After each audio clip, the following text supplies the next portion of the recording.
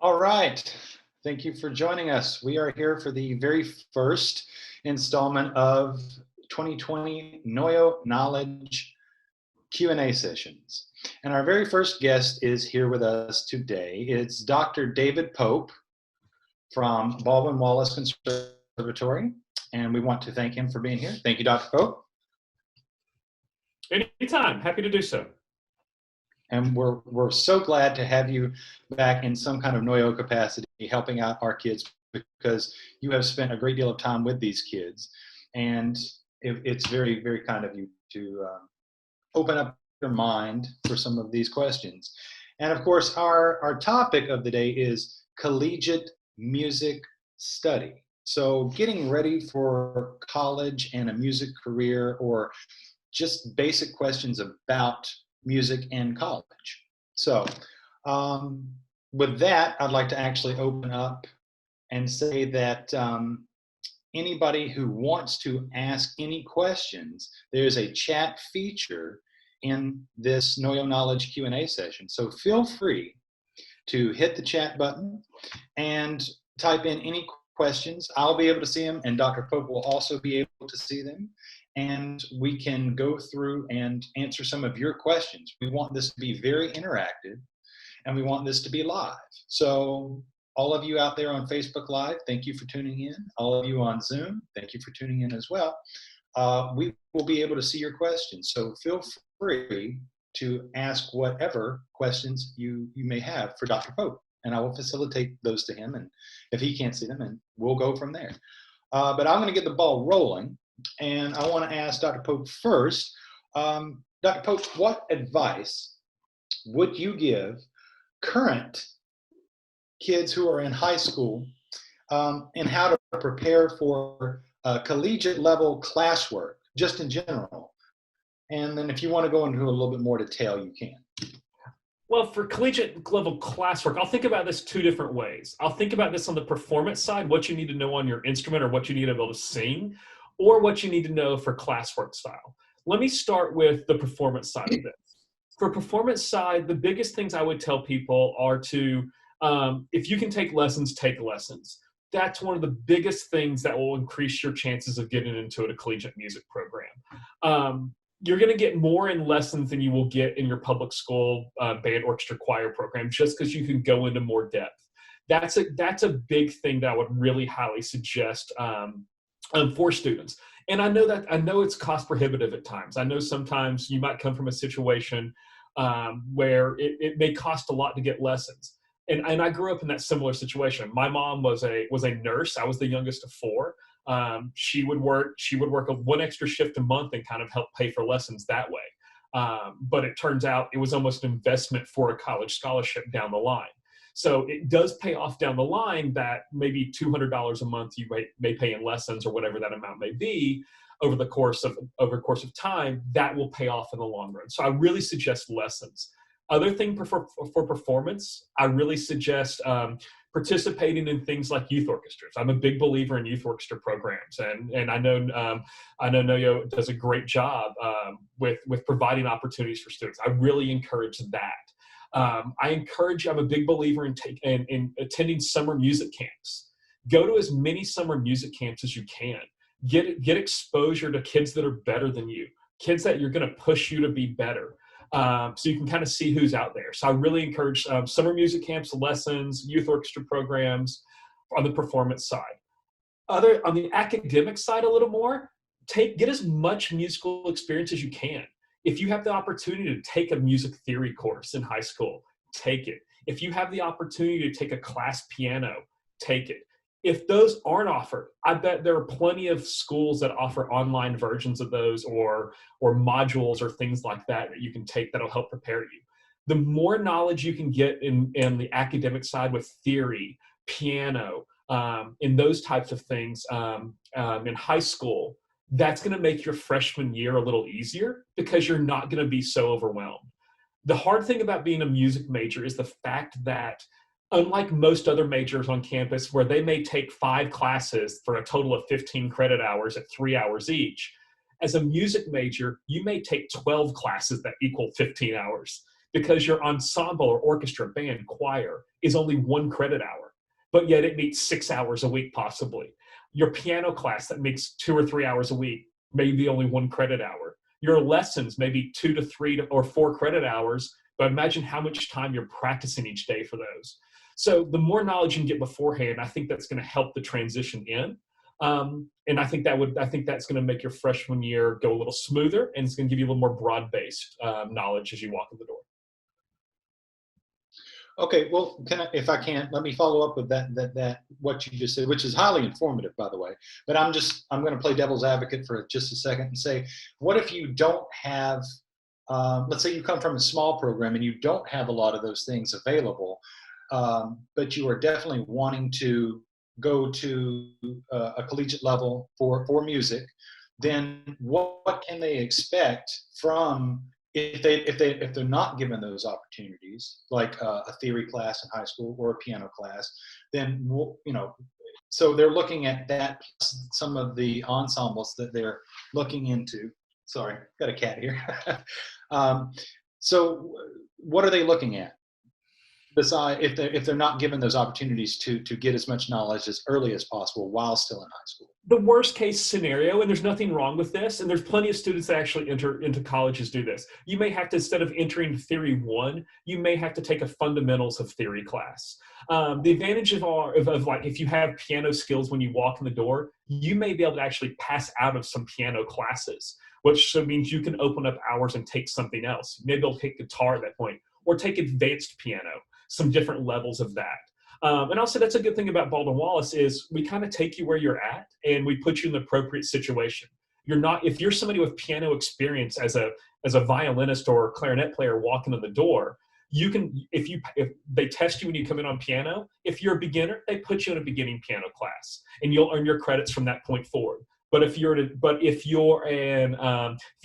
advanced pianist, they'll put you in an advanced pianist class, or maybe lessons on piano, and they'll start you where you're at, and you'll learn your lessons started at that point. If you're from a small school, and I can say I'm from a small town in Tennessee. I went to school in a place called Maryville, which is a suburb of Knoxville, Tennessee. But I grew up in a place called Friendsville. We had a stop sign in a hill. If you drove fast enough, you could you would get some air in your car, but don't do that. I would tell you, you have to seek out those opportunities, whether it's playing in community groups or playing in youth orchestras. And I know plenty of kids in youth orchestra and NOYO drive from like Sandusky or other places, and they're doing that. And that's what I would encourage you to really look out for and try to take advantage of if that's ever a possibility for you. Gotcha. We actually do have a question here. It says, what are some of the basic music classes we would have to take if we got into a music school? And I miss you, Dr. Pope. So no worries. I think I miss you guys too. I really do. Trust me. I wish I could be there. I miss making music with you guys on every Sunday. That's something I do miss. As for the music classes, almost every school takes the same basic music class, or university teaches the same basic music classes to incoming freshmen. That's your music theory, your ear training, your piano, your music histories. Those are kind of the basic core that everybody takes, and a secondary instrument, which is usually piano for people. You take your basic core, and then from there you expand upon whatever your music major is. Performance people may go this route. Education people may go this route. Somebody that wants to do musicology or music history may go another route. And so once you take your basic core, you kind of split off on what area you really want to focus on in college. Gotcha. All right. And included in that, is also like ensembles and lessons. Everybody takes those. Okay. We have another question here. It says, are community colleges, specifically Tri-C, which is, for those who don't know who Tri-C is, Cuyahoga Community College, are community colleges, specifically Tri-C, a good option for music majors? They are in certain situations. Yes, I do think there's some good community college programs. The thing I would tell you, and I would tell this for anybody looking at no matter where you want to look at school, is you want to make sure the musical opportunities you're going to get there are of high quality. And you can find that at various levels of schools. You want to make sure that your private lesson teacher It's somebody who's invested in that school, somebody who's going to be invested in you, somebody who's going to want to do everything they can to help you succeed. That's a big deal. The one piece I would advice I would give college or high school students that are looking at a major in music down the line, go take a lesson with the private lesson teacher at the school you want to go to. Figure out if that's somebody that you're going to get along with. If you go to, so let's say you go to, I'm going to make up a school, Sop Choppy High, down in Alabama, just for Nathan, Sop Choppy College in Alabama, and you go there to study trumpet, and you don't like the trumpet professor, you don't get along with them, you're not going to enjoy playing trumpet. So I really suggest, no matter, and this is the same advice I used to give my high school students, go take a lesson with the professor and make sure it's somebody you really, really like, are going to get along with, it's going to motivate you to get better. The other thing, go back to the original question a little bit about schools and community colleges and stuff. Look at the quality of ensemble you're going to get to play in. If you're a singer, look at the quality of courses you're going to get to sing in. Look at the opportunities you may get there as a vocalist. Same thing if you're a band person, orchestra person, pianist. Look at the opportunities and see if those are really good quality opportunities. I highly suggest go on YouTube and listen to the groups that the school you're going to.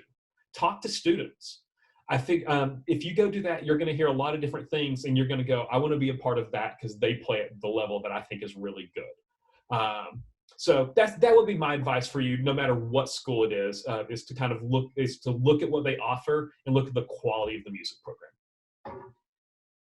So essentially, you're saying that you should almost interview these schools from the students' point of view. You should interview them to see what programs they have, et cetera, and what is a good fit for each student. It is. I mean, I have this same conversation with my music ed majors all the time. Is I'm like, look, when you go to a job interview, you need to research the school. You need to go into that school when you do a job interview, and you need to be able to ask intelligent questions about the program based on what you've learned by playing on their website, by maybe finding somebody who knows about that school and asking those questions, by going on YouTube and watching performances from that school. And then when a principal asks in an interview, I can sit there and go, well, these are the things I noticed on your last 3 performances. The students do this really, really well. Here's where I see us going. Same thing with kids looking at colleges. If you can come and go, you guys do a great job at music theater, orchestra, and chamber music. I really like all 3 of these things. I love the fact that every freshman plays in a chamber ensemble, and you can ask intelligent questions about the program based on your research or playing on their website or looking at the degree program requirements. I think those are great things that are going to help you make intelligent decisions based on what you want as a student walking in the door. Gotcha. Well, we have 2 other questions here. I'm going to just give you the first one. If we were to go for music education, ...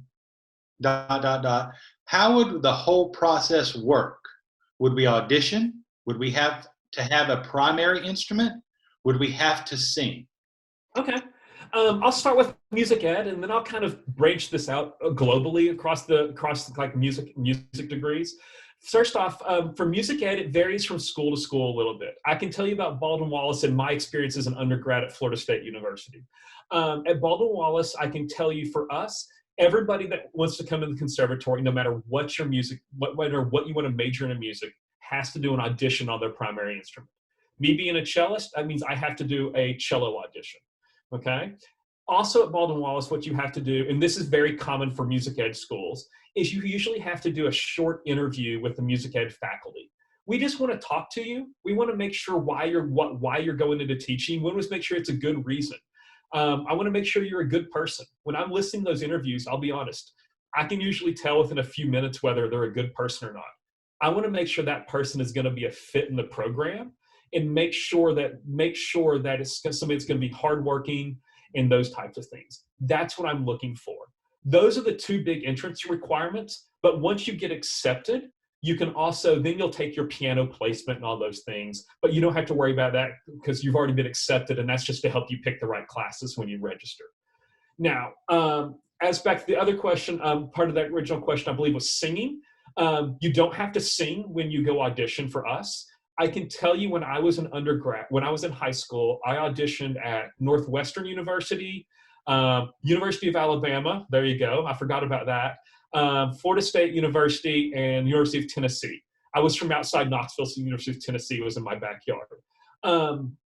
And I can tell you some schools made me do a theory placement exam during my audition. So that's, and the University of Wisconsin was the other one I did, because I knew they made us do that too. So that's where the theory may come in handy, but not everybody makes you do that. So I would tell you, just look at the school's website and they can tell you exactly what you're going to have to do for an audition. I can tell you for music therapy with us, everybody still auditions on a primary instrument, but then you do an interview with the music therapy faculty. Performance people, you just pretty much audition from, as far as I know, I think you audition in your primary area from there. If it's more an academic music degree, like musicology, music history, those types of things, you usually do an audition on your primary instrument, and then you may have to turn in like a writing sample or something like that. If I'm guessing, I don't know for sure, but I could see that being common. Gotcha. All right. Well, the other question was, what jobs outside of teaching can you get with a degree in different fields of music? And then in parentheses, this says theory, composition, performance, etc. Yeah, I mean, that person named plenty of lots of things. Music performance, but realize music performance doesn't have to be traditional, like I'm going to go be a member of a symphony. You could be somebody that's music performance and graduate with a music degree and play new music, where you're where you and a couple friends form a group, or you're a chamber group that does new music. You can do that way. You can be somebody that plays in a pit orchestra. I know, for example, Lisa Goldman, who's the teacher at Beechwood High School, her daughter is a violist and travels around with musicals. So you can do things like that. So there's lots of options there for performance, and there's other things built into that too. As the person I said, composition, if you're somebody who wants to write music, there's always a place for that. I know you guys have a great resource with NOYO with Dr. Holter, who's a great composer. And I know one of the things I loved about NOYO was the fact that we did the new music commission every year. And I think that's a great way to help composers kind of get going. So I think there's lots of things in composition. Video game music. There's a job, somebody was telling me about this the other day. I was talking to a faculty member where you can actually go work with major composers in Hollywood, and your job, they'll write themes and things like that. Your job is to finish the orchestration and those types of things, because they have so many projects going on. Music therapy, if you're somebody that's interested in medicine and music, it's a really great career path for music therapy. One of the cool things that I remember when I was an undergrad is in the Florida State Music Therapy program is they invented something called the PAL. The PAL was a pacifier for premature babies. And for premature babies, one of the biggest things they need to do is gain weight, because as they gain weight, they get healthier. So what this did is, they put it on top of a bottle, they put the top of this out of a bottle, and as the baby drank out of the bottle, it would play music. That music would reinforce the eating, and babies would actually gain weight 40% faster and get out of the hospital faster. So that could be music therapy. There's the hospice side of music therapy. We'll say you want to be a lawyer, you could be music business. I've got a friend that went to the University of Miami in Florida, and he's a music business lawyer outside of Nashville right now. So there's that. Engineering, somebody has to design instruments or strings or things like that. I mean, somebody makes reeds, somebody's going to make a better reed at some point, or strings or those types of things. There's engineering built into this and all sorts of things there. So there's lots of options of ways to be involved in things. Another one that I forgot about is when I was teaching in Florida, we used to have a guy come to our school every couple of years, and he was a toy designer. His job was to design musical toys for kids, and that was his entire job. It's like the movie Big, but he did it in real life. So those are some different jobs you can do outside of traditional like performance and education. The other things, you could be a musicologist, music history person, focused in those areas. There's lots of different ways to tie music to your career. It doesn't have to be just performance or education. Those are great careers, but there's many other pathways too.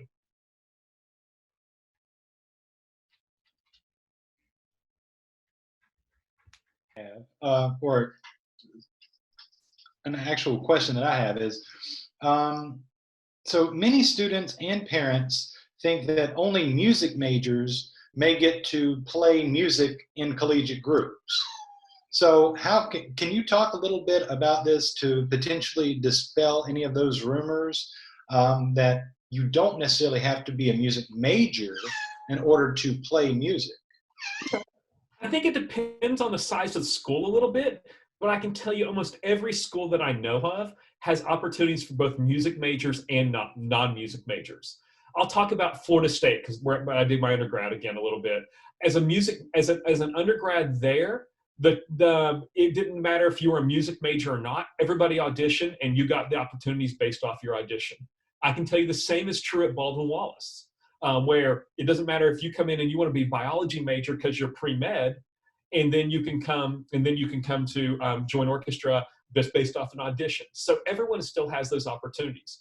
I'll use Case Western. Case Western down the road is very similar.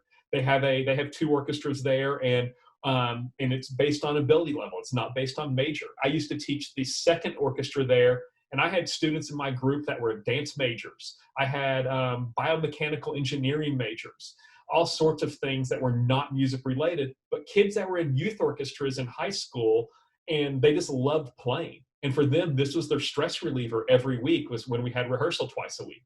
So yeah, I would tell you that's another thing you're going to find when you go look on websites as you're looking for schools.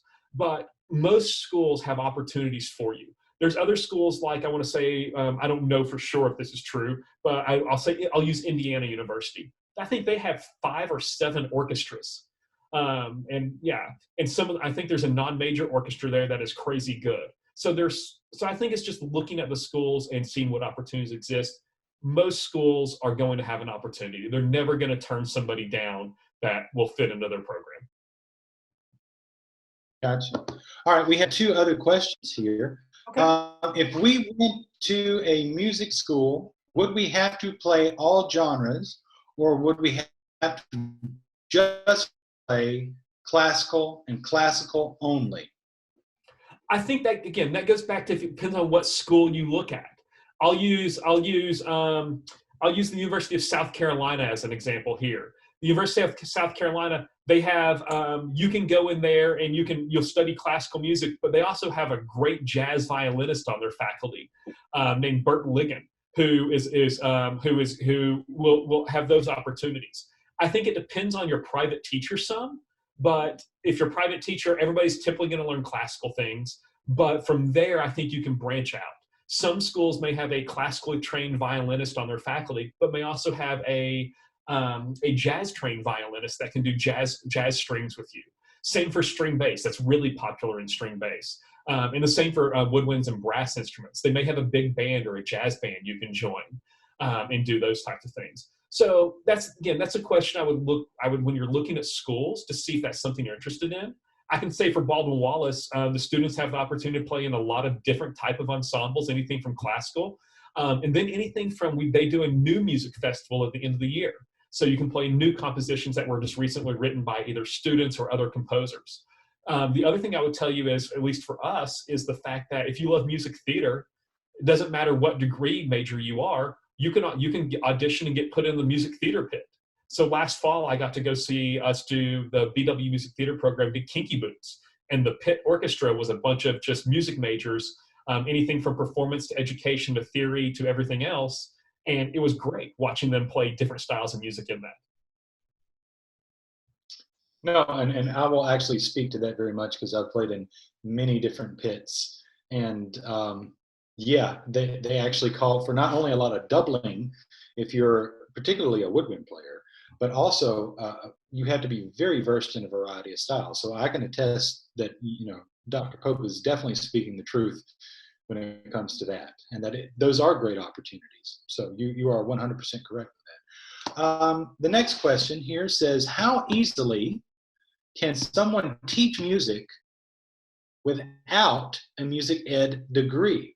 Meaning, in parentheses, could they teach composition or theory at a college or at a collegiate level? Ooh, That I don't know the answer to that completely. And this is where I would actually refer you to Dr. Holter, because he would know more in that area than me. I would guess, and this is just me guessing here, if you want to teach like composition or music history or something like that at a university, you typically have to have the terminal degree for that area, which is usually a PhD. And again, the composition may be different because I know there are composers that are hired purely on credentials, which means they've written so many great pieces. You've got a PhD in life and experience where you may not need the actual degree.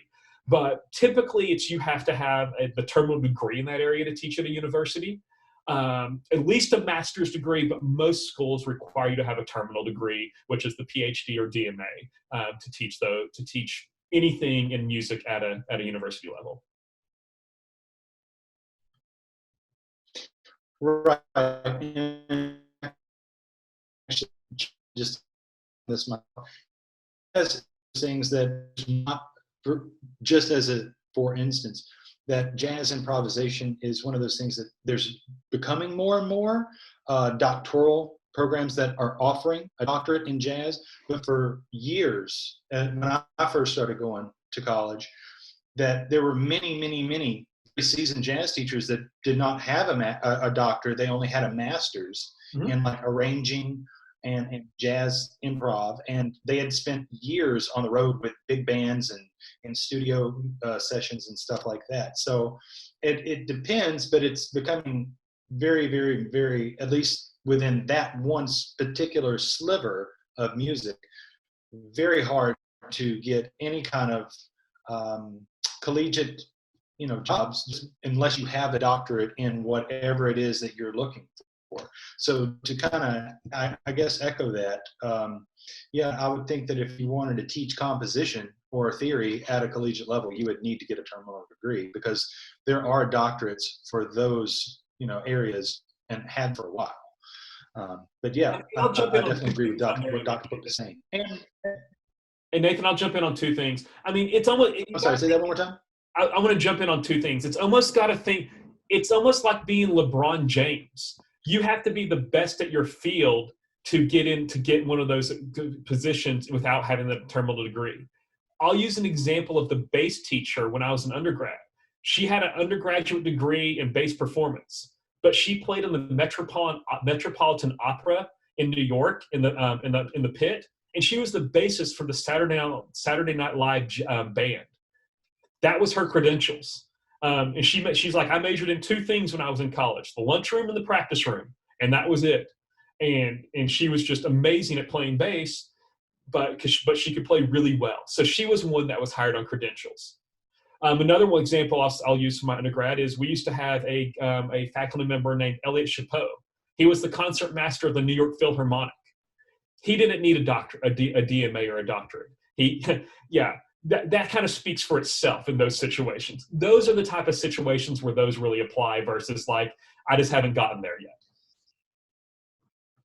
Right. Well said. Well said.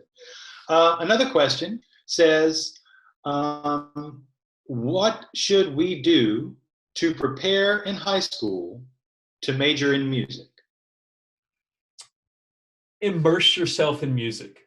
Take as many musical opportunities as you can get. When I was in high school, I was lucky enough to have orchestra every day for an hour and a half. However, I also TA'd for the band, where I turned that hour and a half of that band time every day into an hour and a half I could practice every day. You have to find time to practice. I was getting up every day and practicing before school, doing scales and arpeggios before school for 30 minutes, practicing my hour and a half during the school day, then finding another hour and a half after school every day. Finding time to practice, because you're competing against kids from all over this country. They may be coming from better opportunities from you. They may be coming from better programs. You may be coming from better programs. But guess what? It doesn't matter. People just want to know, can you play or can you not play? That's the biggest thing. I hate to say it in a just black and white thing there, but it's a competitive thing sometimes. And so especially at bigger schools where they may only have 3 viola spots for this year, and there may be 50 people auditioning for 3 viola spots. So that's something I would tell you to do. As I said earlier, take advantage of every opportunity you can, whether that's if you want to be a music educator, a teacher down the line, maybe volunteer with playing a younger group in your school, play a secondary instrument, learn a secondary instrument, take piano. Anything if you want to be a teacher, anything you can do to get leadership experience and teaching experience, teaching lessons, those types of things would be really good. Again, as I said earlier, also attending summer camps, playing in a youth orchestra, anything you can to just broaden your musical horizon and knowledge in addition to your primary instrument. I agree. And in fact, we do currently have our 2 summer camps at NOYO available, Summer Winds and Summer Strings. So make sure, I have to plug this, on noyo.org/summerwinds if you're interested, and noyo.org/summersymphony if you're interested and you're a string person. We actually got a message here from Dr. Holter, who chimed in on what we were just talking about earlier, and he said it's actually very difficult to get a university professorship in theory or composition, even if you do a PhD. So that adds another perspective and light that even if you go and you get that terminal degree, you're not guaranteed a job at any particular university or conservatory, or college. So, and I will tell you that conservatory and university jobs and college jobs are very competitive. They're hard to get. It's because, and I'll use my area. When I was looking for jobs, first off, you have music education, but then I was looking for string music education.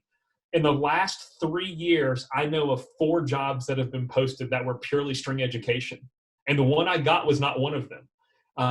It's just, there's so few jobs across the country in some areas. And so that's just really competitive, and you have to figure out a way to make yourself stand out. So. Right. We got a new question here. It says, in music education, I guess that means if that's based on this, I guess it means if you were majoring in music education, would we take tests based on how well we can play that certain instrument? There's 2 things you need to think for music ed. You have your primary instrument, but then you take methods classes for secondary instruments. So in our case here, and I really like this, everybody takes a percussion class.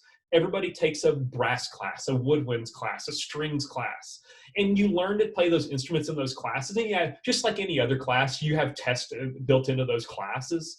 Right now, it's a little different because we're all online and not everybody has access to everything. But yeah, you learn to play those. We want you to get as much experience as you can. Other schools, sometimes you take secondary lessons. So if you're a trumpet player, maybe you're taking clarinet lessons for a semester. There's different ways schools do it, and there's nothing wrong with any of them. The thing I would tell you is if you want to be a music ed person, I would tell you figure out what you want to teach when you get out. And that's the same question I ask people every time they interview with me. What's your dream job? What do you want to do when you get done? And the thing I can tell you for us, what we're working on right now is we're redoing our entire curriculum. So it's almost like a menu where you can choose the classes based on what you want to do when you graduate. So if you're somebody that's like, I want to be a string teacher, you can take extra string classes. If you're somebody that says, I want to be a band teacher, a choir teacher, general music, you can focus in those areas. But if you're somebody who's like, I want to do 2 or 3 things, you can do that and still meet the requirements for graduation and take extra classes if you want to even get more experience. To me, I think that's one of the exciting things I'm looking forward to for us is that's one of the things I think is going to differentiate our program is the fact that you can choose things within a certain limit that's going to set you up for what you want to do. The other thing I tell students all the time from music ed, there's 2 things. One, I tell them, if you are location locked, that means let's say you come to Baldwin, Wallace, and you're like, I'm only going to live in Cleveland when I graduate.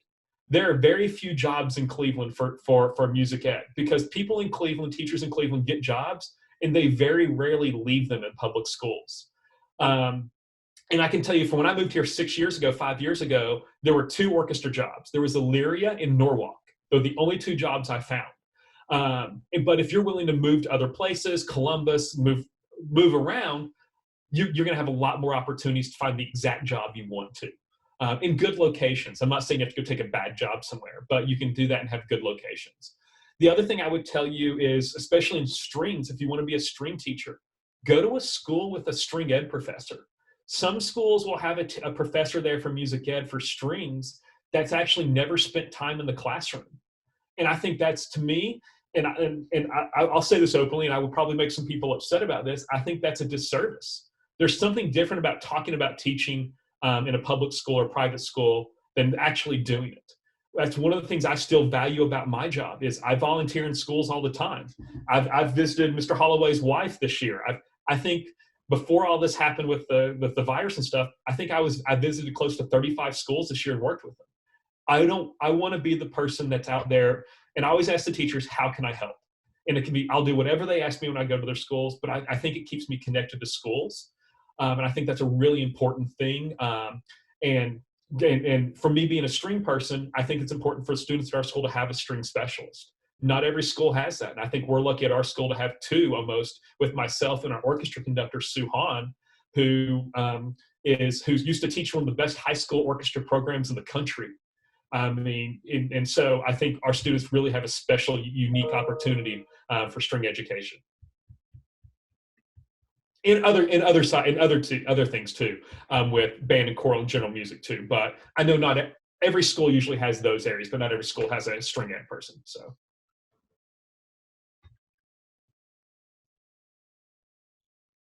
Nathan, I can't hear you. To actually double down and, oh, sorry. I can now. To double down on, okay, wonderful. To double down on what Dr. Pope is saying, I will say this, that even from a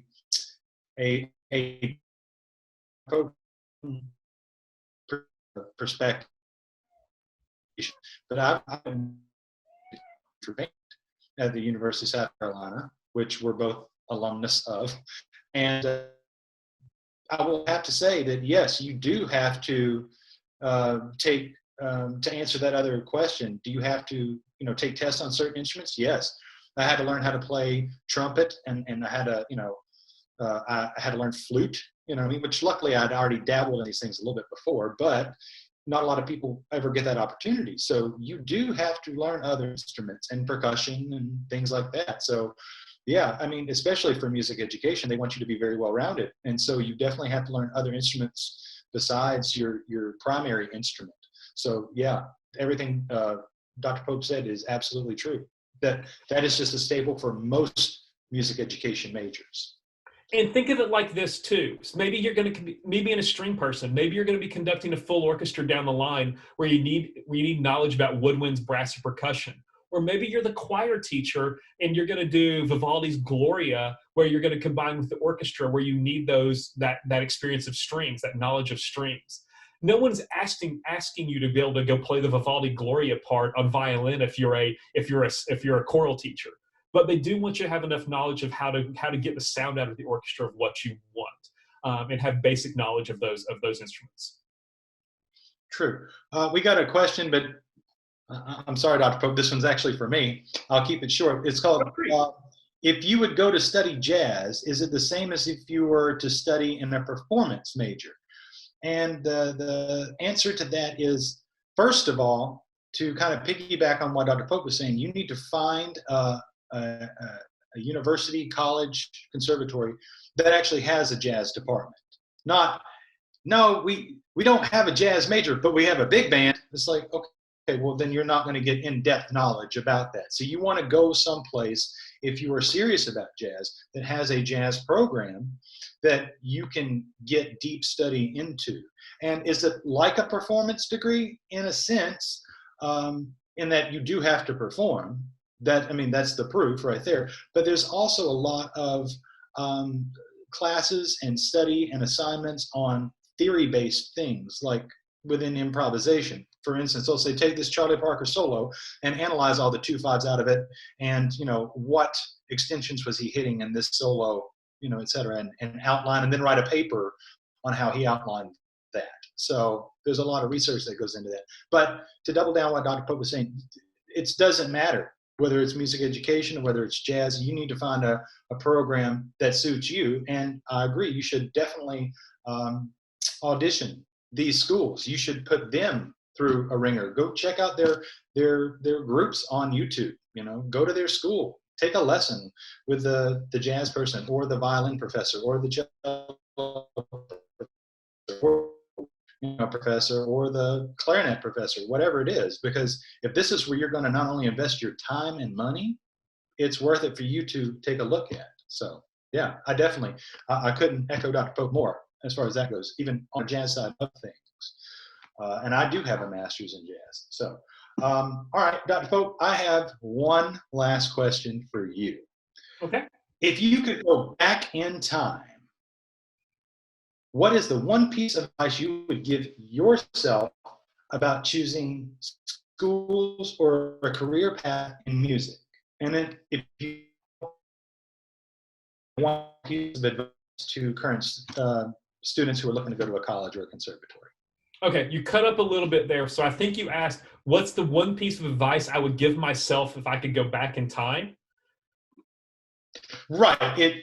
If you could go back in time, what is one piece of advice you would give yourself about choosing schools or a career path in music? Okay. It's the same advice I did earlier. I would tell you to take a lesson with the teacher. I went to my cello professor. His name was Lubomir Georgiev. He was from Bulgaria. He was a great guy. However, he and I did not see eye and eye for the first year and a half of my lessons in college, my freshman year and part of my sophomore year. I would play my lessons, and all I would hear is no in a thick Bulgarian accent. I would play, and he would go, no. And I would just have to play it again. It took us a while to figure stuff out. He was so good on cello, he could actually just play things, and I needed things to be explained to me a little more. But once I figured that out, we were good. So it was a little rough when I first started because I had to figure that out.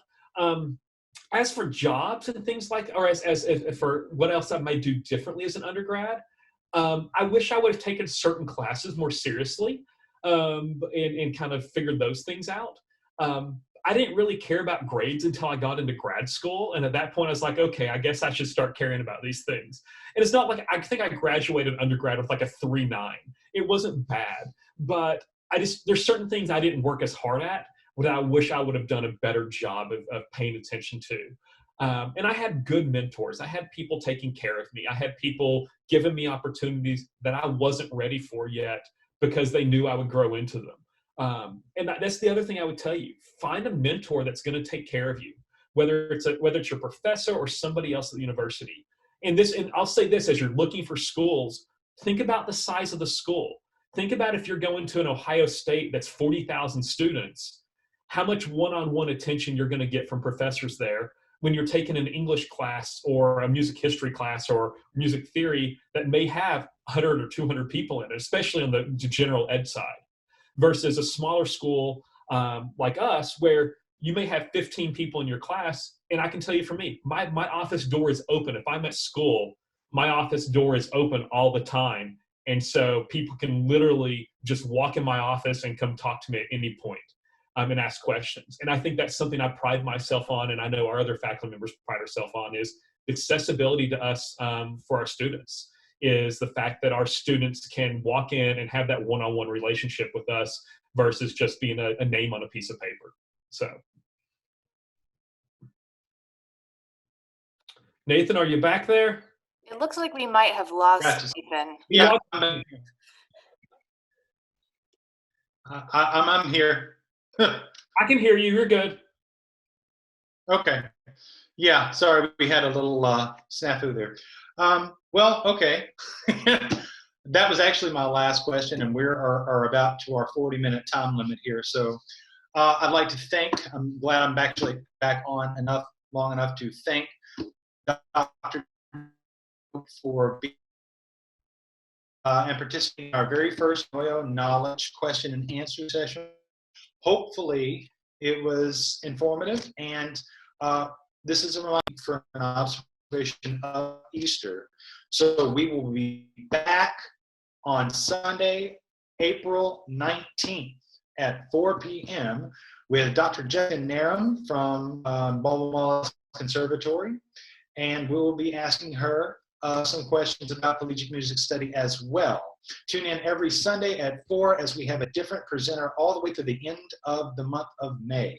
So thank you, Dr. David Pope, for being here. I appreciate it. We all, want to say thank you and for all the service that you've given to the Northern Ohio Youth Orchestra and to its students. And you have the last word if you'd like to say anything about Baldwin Wallace.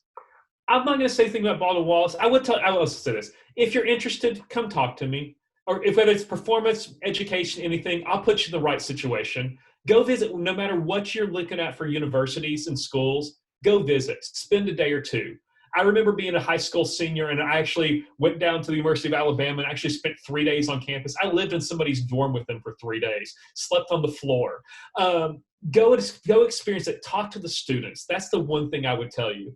And I think that's a strength of our school is the students are a tight-knit community. They take care of each other, and I know they're doing the same right now because I get to watch them interact with each other when we have classes. As for NOYO, I miss NOYO. I know you guys are doing great things there. I know you have wonderful leadership, and Mr. Holloway and Dr. Holter, and others, many others that are involved with the board and everything else. And I hope every one of you comes back to NOYO next year and only makes it stronger and does great concerts because you do an important thing. You make music, you bring students together from different communities. NOYO provides an opportunity that many of you don't have at school. So I really encourage you to continue with that. Take your lessons, find some summer camps, whether it's the Baldwin Wallace CSI, which is the Summer Institute, or other camps anywhere else. Take advantage of everything else you can. So thank you very much for having me. And I hope everyone has a great rest of the semester. Same to you. And stay healthy. You too, sir. Thank you. Take care. Bye. Bye-bye.